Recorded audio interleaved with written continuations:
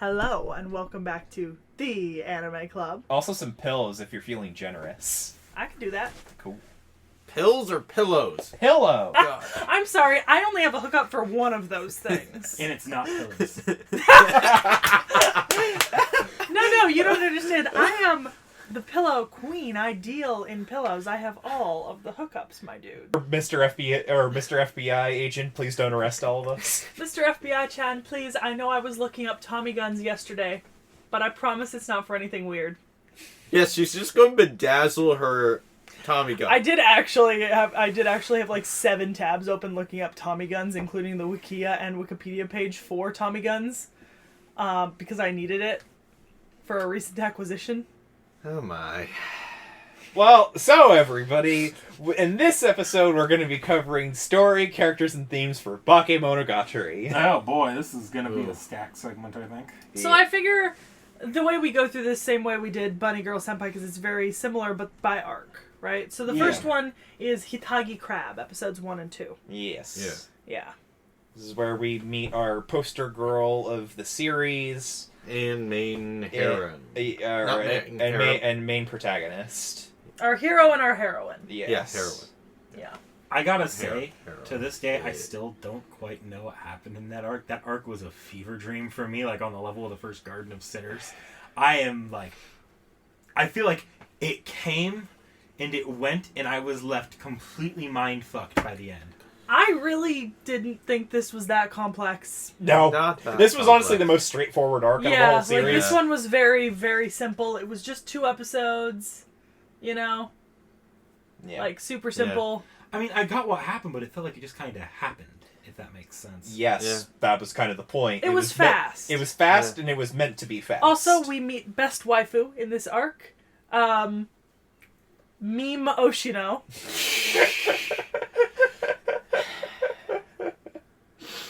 Oh, God. Isn't it supposed to be mime? The- In Japanese. The joke was that I said I know. meme. No, but I just want to make Yeah. sure. Is it mime in Japanese? I don't know. Yeah, okay. Probably Mimi or Meme. Oh, wait, no, it was meme. Meme. Yeah, meme. Yeah. Yeah, Meme. okay. It wouldn't be mime because then you'd need an I. Yeah. This is M-E-M-E. Okay. Yeah. Yeah. So, but yeah, no, this arc was pretty simple, straightforward. At least me and Saki seem to think Knick-Knack this was a fever dream for, apparently. I think he was trying too hard to connect some stuff. I that think was you just were. left I think in. you were over, and I think you were in your over analysis state for this one, Maybe, but Knick-Knack. the anime basically begs you to. It begs you to, but really, like, this was not all that complex. It was just a story.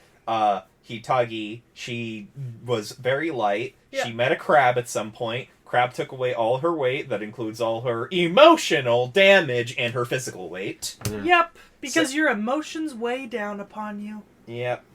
So, it's basically just a story trying to get both her emotional weight and her physical weight back. And it took all this shit away because she was in like deep emotional pain that was weighing her down and she couldn't reconcile with it. And so she had to face the crab and fight the crab to get her emotions and memory back. Yeah. Because this is maybe the one thing I like about this in Bunny Girl Senpai. This is not a show where the male character is playing hero on a white horse for all these girls. Like, sure, he's there helping, but these girls do kind of have to figure out their shit on their own. Yeah, Yeah. like Like he's there mainly to help them figure out why this particular phenomenon is happening to And them, then facilitate and- them fixing it themselves. yeah, Like, he's really just there to be like the angel on their shoulder. essentially. Yeah.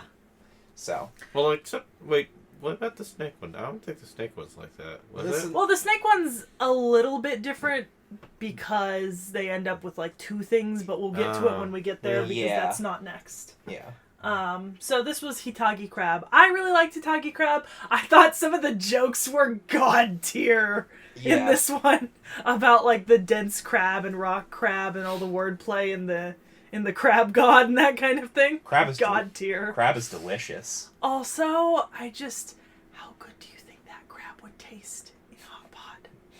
Well, he was more that crab was more so of a spiritual manifestation variety. I know, but imagine cooking that thing and popping its legs open to get at them meat. I think the only thing that would pop out of it would be spiritual letters that would then instill a curse on you. That's fine. Also, this fucking spider looked creepy as shit. Like, I called it a spider just now deliberately. They animated this thing like it was a fucking spider. Well, there's crabs that look like spiders. I know, and I don't like those crabs. It could have been the spider crab variety. You know? Spider crab. Spider crab does whatever. Spider crab does. Yeah. Just wondering, based on weight on your emotions, how much do you guys think your percentage of weight is based on that? About 260 something pounds. Bitch, I eat my emotions. This is all emotional weight. If you think I don't go directly to carbs whenever I'm feeling down. This arc in reverse. I pack my weight on like a sumo. Dick Ralph. I mean, I lost a lot of the physical weight, but where's all that emotional weight still bearing down? Yeah, exactly. I say mine, 50 pounds. Do you even weigh 50 pounds? Not really. I'm made out of helium. What the hell do you think? This fucker. My Eastern European winter constitution decrees that I pack on my emotional weight physically. Anyway, so that's Hitagi Crab. I really liked Hitagi Crab, and it's the shortest of the arcs that we're gonna watch. It's tied for it. There's another arc that's only 2 episodes. Oh, okay. Yeah, I think yeah. Is it's it monkey? No, it's the snake arc. Snake arc. Snake is arc only only 2 2? Yeah. Yeah, Snickers too. Yeah, I forgot about that. So next is Mayoi Snail. Yeah. Oh, that was sad. Okay, this is the most depressing Yeah. of all 5 arcs. I actually really liked this arc. I didn't at first, but like the plot twist partway through this arc is just like as soon as it happened, everything clicked into place. It told me more about the character, and the character was telling me directly. It's like I feel like this arc in particular, the storytelling was, I don't want to say masterful. It still felt a little slow at times, but Slow like a snail. yes, but it felt finely crafted, if that makes sense. It does. This one was like, I think for me this was the hardest emotionally hitting arc, like to be, because I might have associated more with some of the others, but it is hard to beat out the emotional punch to the face of a dead child. Yeah. Yeah. Because Also, that is Mayoi Snail. So they're helping this kid find her way home, and when they call Oshino for help, it's basically revealed that this kid is dead, and it will keep leading them down the same streets forever without ever finding home, unless they find a way using streets or paths that the spirit doesn't know to take that spirit home and show the spirit that the home doesn't exist anymore, or it does, and they're just not a part of it. Well, I love so early in the arc when he calls Meme about finding this kid. He's like, I found this kid, and Meme's like, man, you keep ending up you keep ending up in Incidents of the Spirit. It's like, no, this kid is in the Incident of the Spirit. And it just kind of passes over that. But then you find out, no, this kid is the spirit. You're the one being affected by the spirit. Yep. This kid is leading you on a wild goose chase. And I loved that damn twist that the only person who could see this kid were people that didn't want to go home. Yeah. So him and girl from the final arc, a little foreshadowing for her character there. Yeah. Because they were the And- only two that could actually see her and interact with her. Yeah, and this whole thing is based on, like, the whole snail trail thing. Yeah. Like, you know, which is pretty fun. I liked that the way to get around it was to find roads that are new, like new areas that the spirit doesn't know, to show the spirit that like the cycle is broken and changed. That was pretty nice. Yeah. Yeah. I always thought that, like, when the light shone, it was like the ghost actually saw, like, a spiritual incantation of her mother's house, and that's the reason why she was happy. So that definitely didn't happen, I'm assuming. I don't think that was necessarily it. I think here the point they're trying to make is that like this child, right, has been wandering, looking for her home for like a very long time, right, since she died, and them getting to the end like that makes her free, right? She can go on now. It's not that she necessarily might see her mother or like her house. Maybe she did, maybe she didn't. But it's also freedom. Like, she can now move on and stop wandering lost forever. Yeah. You know? Because that's a big thing for spirits in any culture, really, is that spirits who stay behind are spirits that are either meant to communicate something very important, and this is not that, or lost. Like, they cannot find their way. They cannot find their way across to whatever's waiting for them on the other side because they're stuck emotionally or mentally. And so it's you have to help them. You know, that's why. I mean, that's why you have people like Charon in Greek mythology and that kind of thing. Like, there's like literally cultures have created deities specific to helping people cross over and like essentially guides to the afterlife. Basically. Yeah, it's very important. Yeah. Because it's just that old like tale of like it's easy to get lost in like one's like way. I'm not sure if this would be like a good or example of it, but I'd say actually no, yeah, Dante's Divine Comedy or whatever it was it? Yeah, I know you're definitely thinking of something similar. Dante's Divine Comedy is interesting though in that it's essentially Virgil guiding Dante through hell, through purgatory, and then up to paradise. Yeah. Like it's not that he's lost; it's that he's getting a guided tour. He's getting a guided. Yeah, he's getting a guided tour. Yeah. But you could think of Virgil maybe in the same sense where if this other, if like say another spirit that wasn't Dante being guided through. That's the fun fact about Dante's Inferno is I really like is that Dante's only getting this opportunity in the books, right? Mm-hmm. Because his the lady he's hot for is like an angel up in heaven. Yeah. Like Virgil doesn't do this for everyone. Like Dante's getting it specifically because of this. Yeah. And because he deserves it, obviously Dante had a very inflated sense of self and how important he was to the cosmos. And how shit all the other people on Earth were. He had some stories to tell. I think I personally relate this more to stories of like Charon though. Yeah. Crossing the river Styx and like having, you know, spirits that you're supposed to leave a coin in their mouth so that they can pay the ferryman to take them to the other side. Because if you don't leave a coin in your mouth, that means that nobody is caring for your body after you die and you're lost. So in Greek mythology, it's that you're lost unless you have friends and family or kindly souls who will care enough for you to put a coin in your mouth so that you can pay the ferry to make it across. Yeah. Wait, wasn't it coins on the eyes, or was that mouth or eye? Depends. Oh, okay. Yeah. That is entirely down to regional preference. Yeah. I was gonna say I love the dynamic between the main character and the girl this arc, except for when it gets lolicon. To me, that actively was uncomfortable and felt a little. This is why I hated this OP out of them all the most. I was really hoping we'd be able to skate by that and not mention it. You gotta mention it here. I mean, it would be one thing if it were just like one moment here that was a little uncomfortable, but this is something that recurs a couple times throughout the series, and it's not any more comfortable any other time it happens. Yeah, but then again, anime. We've watched things that are more uncomfortable. Yeah. You know, I can't fault you for being uncomfortable, but at the same time, in my mind, nothing will ever scar me more than watching a man lick the back of a woman's knee while panting like a dog and humping her ankle. Yeah. See, but that's just awful fetish. This gets like into like FBI, open up. Yeah, but that's just an anime thing.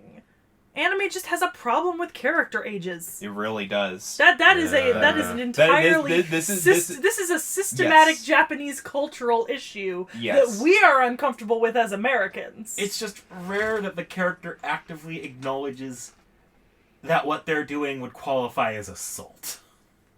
Because he does actively call that out a couple times. Yeah, you just don't watch a lot of anime where this kind of thing happens. I've seen this kind of thing happen in anime. Well, yeah, but this is fairly common. Even the character being like, "This is not right." That's pretty common. I don't know, not the way they do it here. I don't know. This is like just. This is like me with Jessica Jones. I was uncomfortable with Jessica Jones, and you didn't notice a problem. And here, difference this there this is that just feels two normal. adults. This is a kid and an adult. I don't know. So it's anime. It's the anime version. This is anime. Like look. Like, Nick, I don't know what to tell understand. you. It's wrong. I It understand. did make. This is wrong, but It's honestly, uncomfortable, but- you just, at some point you can be uncomfortable Am with I it. allowed to but just voice move my on. criticism of it though? Yes, No, yeah, that's Yes. fine. I'm just but saying. I'm just like, saying at some point. Great. Now we have other things to discuss.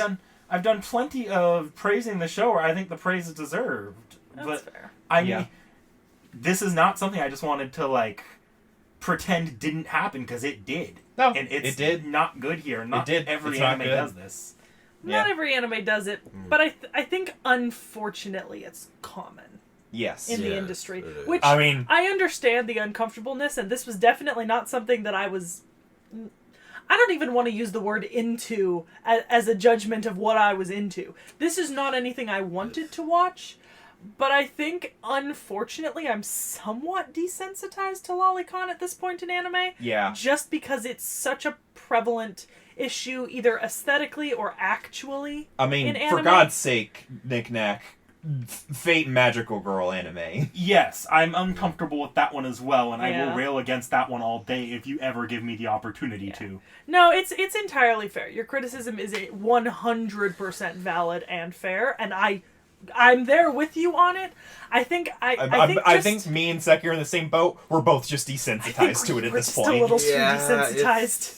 I just like So because normally I won't bring too much attention. I think this time it's just this one slid a little bit past dog whistling to the lolicon crowd, in my opinion. Like it wasn't just a character design here or I like mean, that's fair. an uncomfortable framing of a shot. This was actively a little bit worse than normal, in my opinion. Well, I think that's fair, and obviously, part of the difference between your opinion and mine and Realms and Vorn's is that we've all seen different portfolios of anime, right? So it's entirely possible that this is really squicky, right? And it is. This is squicky. I don't like this, but like we've probably seen something that made us more uncomfortable that was different, and that's why we're saying that this isn't as sensitive to us. But we've also watched different anime than you have.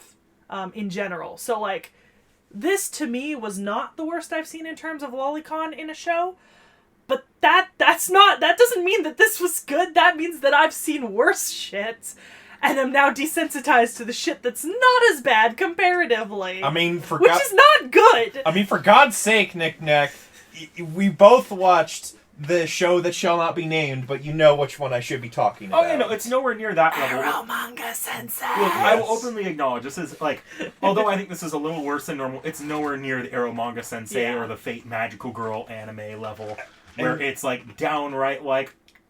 And so that's the point we're trying to make, is that, yeah, this happened, it was terrible, but it wasn't this terrible. I don't think that's exactly the point I'm trying to make. I think what I'm, because I think that it's entirely true that this is icky. We all agree on that. Yes. This is icky. This is wrong. This is crossed the line.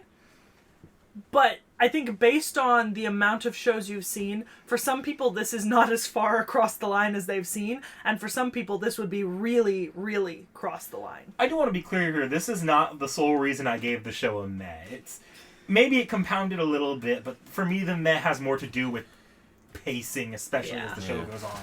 But I think with that being said, we should move on to Suruga Monkey, Yes. parts 1, 2, and 3.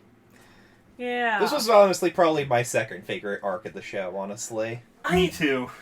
Yeah, I was a big fan of this one. I think I liked that it was short. I will mention it later, but I got real fed up with Tsubasa Cat because it was just Same. so long. And Suruga Monkey was nice and short comparatively. The 3-episode arcs feel like they're at the right level of pacing. For me, the 2-episode ones felt too short, and the 5-episode one just felt way too long. Yeah. So Suruga Monkey is the mummified hand, right? The hand of the monkey god. Which Consult the monkey's paw. Which, I mean, once again, monkey's paw, all that kind of, like, mythological shit, I was just like, hell yeah! You know? Indulge my inner mythological nerd. Yep. But also, who gives their child a monkey goddamn paw? My parents let me mummify a chicken when I was in 5th grade and bury it in the front yard. Well, we have one person here. That's great. I'm My going to hands smelled run. of chicken for weeks. And salt. Chicken salt. Like here, this is not out of the realm of possibility. Like people, realm of possibility. yeah, people pass down weird shit to their kids Yeah. all the time. Like just because some of us got like nice clothes or like shoes or a purse from our parents doesn't mean that someone didn't get a mummified hand or the ability to mummify a chicken. Yeah. That's just a familial preference. I'm sure if my family had something strange or weird to pass down to me, they'd pass it down to me. The main thing that I got handed down to me were lots of stuffed animals. I got emotional damage. Yeah, that too. But stuffed animals mainly. Yeah, I didn't find it out of the realm of possibility, and I really like the whole monkey's paw thing. It was an interesting take on that concept. Like, I gotta say, up to this point in the show, I'm actually an approved. We'll bring it up later, but, like, that final fight. Oh yeah. Where he literally gets, what was it, His small intestine It's just just ripped out, and he just gets swung around. That was probably the single most Ugh. badass thing I've seen in an anime. yes. Yeah. And I like the little bit of main character bits, because obviously our main character, like, they mentioned like bits and pieces that he was a vampire at one point. Yeah. But it seems like he's still, even though he's like cured of his vampirism in some ways, it seems like he's still kind of indestructible in some capacity. At least if what's happening on the screen there is accurate to what actually happened. It's hard to tell if that's like an anime-ism or the fact that maybe he's still kind of invulnerable or just like temporary strength based on something that happened. If we Yeah. saw the scene, like, he actually gave blood, like, his blood Yeah. to the king of vampires. Yeah. So That he too. probably went. Yeah. That his wouldn't fault. necessarily make him stronger. No, like, giving his well, blood. Oshino mentions that kind of briefly, Yeah. where it does actually kind of give him a power boost, but nowhere near to like Well, the level when he was Yeah. like an actual The vampire. cat did actually say there's two different things, like vampires do. There's taking blood to actually feed itself, and then taking blood to make more of itself. Yeah. Well, I mean that's a common thing Yeah. in vampire mythology, right? You can create a vampire, but you can also drain a person. And typically, creating a vampire involves putting you into them. Yeah. Now, whether you read Twilight and its venom, whether you read Dracula and its blood, whether you read some of the things on my shelf and its fluid, you could say. That differs.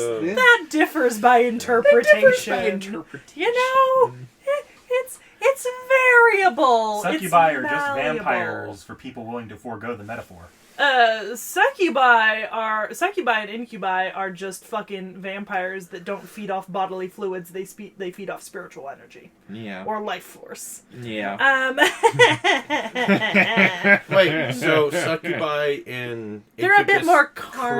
create more? No. Well, succubi and incubi, depending on the mythology, are either created and then like people just create more of them, or they can breed with humans. However, it usually kills the human.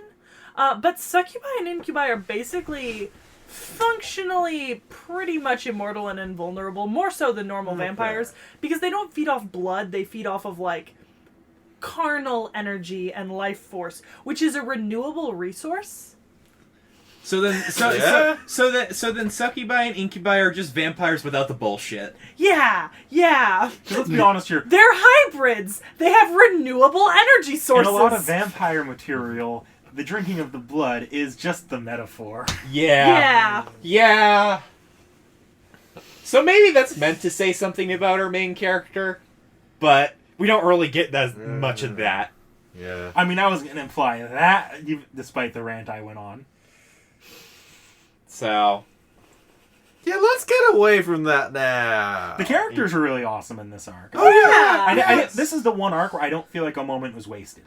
Also, not only do they do Monkey's Paw in an interesting way, but what they do is they take Monkey's Paw and they mix it directly with the idea of a deal with the devil and genie wishes. Yeah, those were that was a really cool twist. Because basically, the monkey's paw facilitates the deal with the devil. The monkey's paw is the sign of the deal with the devil. The deal with the devil is for 3 wishes.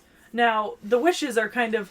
This is a very traditionally genie perspective, right? Like, proper genie mythology, not Genie, I wish I dream of genie, but Djinn, Djinni, genie, who will fulfill your wish to the letter of the word, but not the spirit of it. Like, this is the true monkey's paw. Yeah, this is like what you're basically... It'll fulfill it, like, what you tell it, but not what you actually wish for it, Like, or in spirit, yeah, like you say, I wish for $1 million, right? And you get $1 million sand dollars dumped on top of your head that bury you alive. Or if you're in the middle of a dungeon in a D&D campaign and you wish for the key to be in your hand and it ends up inside of your hand. Yeah. Replacing one of your major bones Yeah. that causes articulation. Yeah, that happens.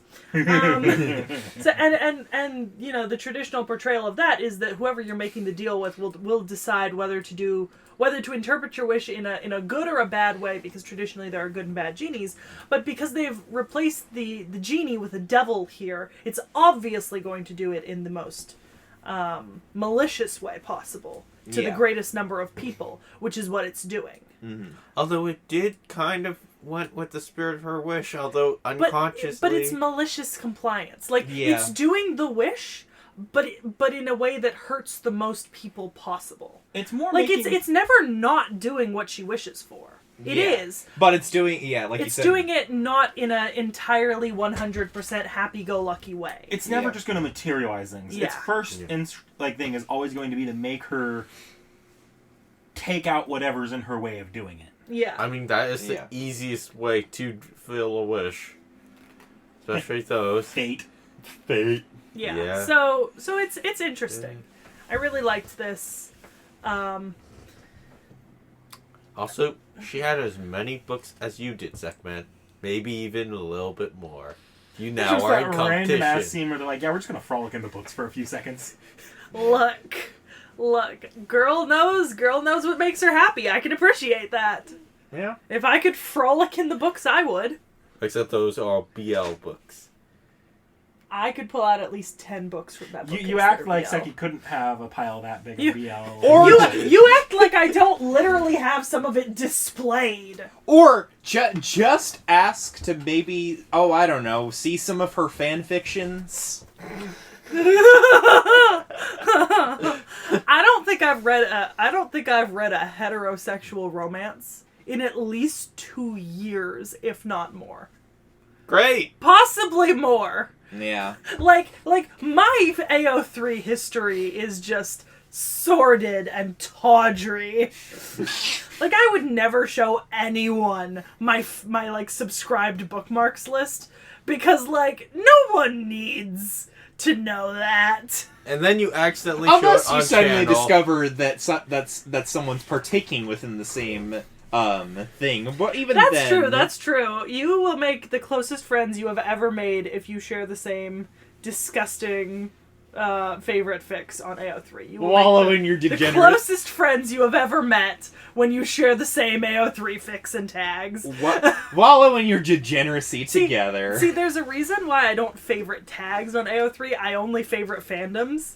Because I don't want to put my favorite tags in a list for people to see when I log on to AO3. All they need to see is the fandoms. I will remember what my favorite tags are without needing to keep them in my history. Yeah. But yes, this is very much that. I approve. Yeah. Alright, so the snake arc. Yes, Nadeko Snake, which is 2 episodes. Best opening, worst arc. I actually really liked this arc.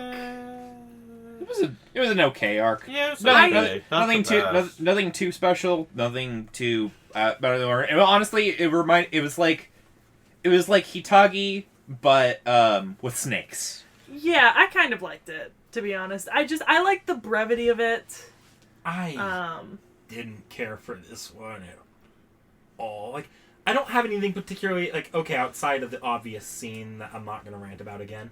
I don't have any particular problems with this arc. It's just that it was so, amongst all of the other arcs, horrendously unmemorable to me. I think I liked it because of its brevity and the imagery, but I certainly think that my biggest problem with it was the fact that all of this is caused because she turned down a boy. And I don't like the implications of that. But other than that, I was a big fan of the brevity and the art and just everything else. I was a big fan of this one in terms of, like, aesthetics. And I suffered emotional damage. In multiple ways. Yeah, this is probably the only thing where I actually suffered in here. Look at Vorn. Fucking sane. I'm not sane. You know that well enough. I know, I'm making a joke. But I guess we don't really have much to say about Nadeko Snake. There wasn't much to it. Yeah. It was simplistic and short, and I liked that. Yeah. So the next one is probably my least favorite arc, to be honest, just because of how long it was. And I didn't watch the Crunchyroll version, which was the broadcast version, but I feel like you'd get a very different final arc if you did watch that one, because it is 3 episodes shorter. Yeah. So I wonder how that plays out, because this is Tsubasa Cat. Yeah. And this is 5 episodes in the Funimation version. Well, Technically 1 is not... one kind of goes back to the first character, Yeah. so it's kind of part of her arc. But they're still all labeled as part of Tsubasa Cat specifically. If Yeah. you watch this as the Crunchyroll version, I feel, because it's going to stop at that one character's return Yeah. to focus. But I feel like the arc would feel way too short, because it's effectively a 1-episode arc at that point, where it almost feels like a recap episode to an arc that never happened. But this did not need to be 5 episodes. It didn't. It felt like by the time the actual plot got going, because it didn't really start till episode 3 of the arc. Yeah. At that point, I was already like, okay, can we just get on with this? Yeah. It very much felt like it had the most filler out of the arcs, and you kind of just get the dump all at the end, really.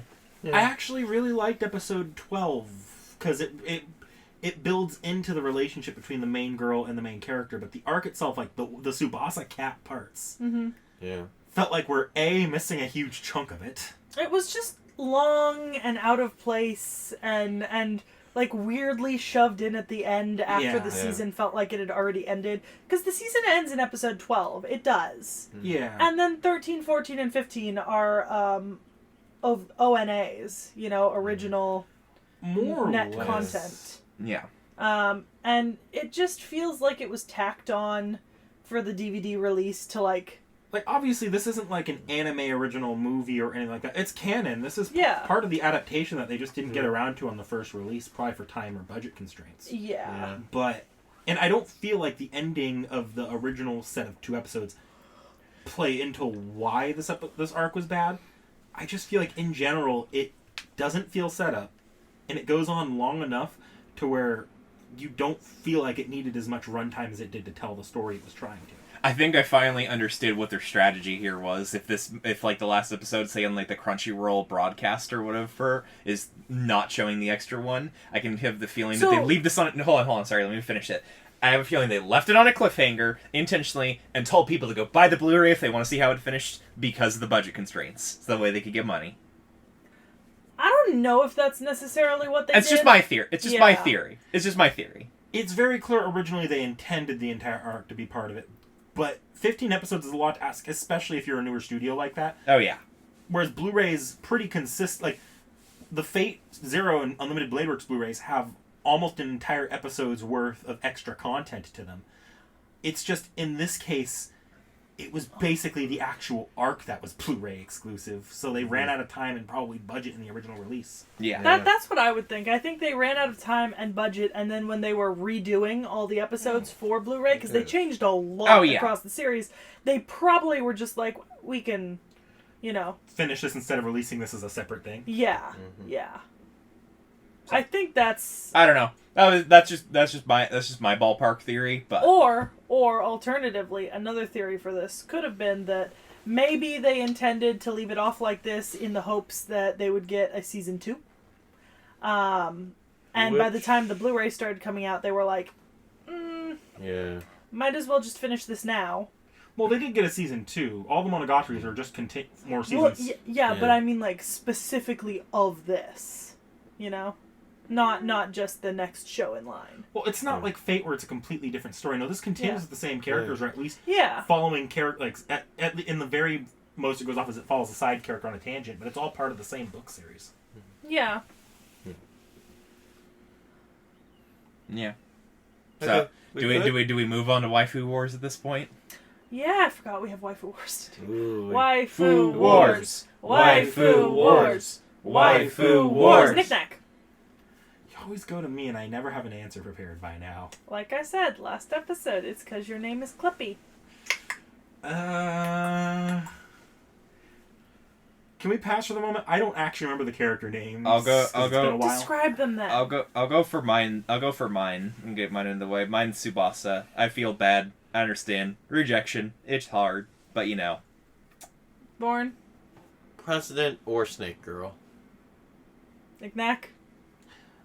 I'll give some love to Monkey Girl as Suruga. Yeah. Meme. Meme. Oshino. Mimoshino. Yeah, he's great. Yeah. He's only in Yeah. there for like 2 or 3 scenes in total, but he's great. Yeah. I But mean, yeah. when he leaves, he leaves. Yeah, it's pretty funny. So, with that being said, like, comment, subscribe. Fight me in the comments. Fight Knick-knack in the comments. Why me? I don't know. Because you have the logins to the channel? I don't read the comments all that often. Bitch, get involved. Read the fucking comments. Fight me. I probably won't care. See you guys next time.